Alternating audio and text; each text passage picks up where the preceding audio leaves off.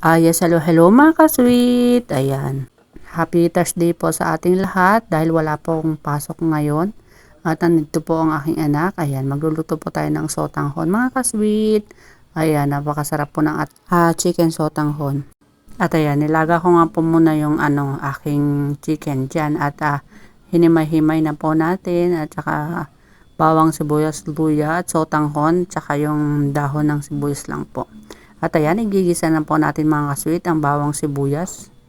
At pagkatapos po niyan, ilagay na natin yung ating hinimay na chicken na nilaga ko na po dati pa.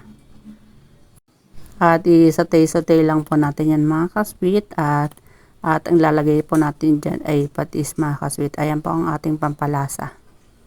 Pag medyo na-dry na po yung ating chicken mga kasweet. At lalagyan din po natin siya ng paminta. Pwede rin pong lagyan ng carrots. Mas masarap po mga kasweet. Ayan po yung nagte-trending sa Quiapo ba yun? Yung chicken sotanghon nila. Ayan, lulutuin po natin mga kasweet. Ayan, nilagyan ko na po siya ng aswete. Aswete po tawag namin dito niya. Ayan, anato. Ayan po. Nilagay natin yung pampakulay niya para maging orange siya. Then, ito pong ating sotanghon. Ilagay na po natin pagka kumulo na yung sabaw. Yung sotanghon ko po is binabad ko muna sa tubig para po madali siyang maluto mga kasweet. Ayan. Para hindi na rin niya po sisip-sipin yung sabaw na ilalagay natin masyado. At ayan nga po, ready na po yan. Madali na pong maluto kasi luto din po yung ating sotanghon. At ayan po ang nilagay ko na gulay, ang ating dahon ng onion mga kasweet. At ayan, ready na po ang ating chicken sotanghon. Ayan, sabayan niyo po kami kumain habang mainit pa.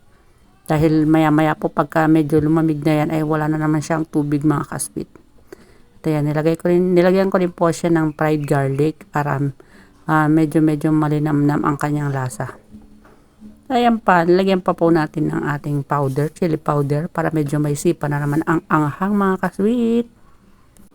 At ayan po mga kasweet, kumuha na po kayo ng inyong plato at pagkain at sabayan nyo po kaming kumain mga kasweet. Ayan po, maraming salamat po sa inyong walang sawang panonood. Paalam!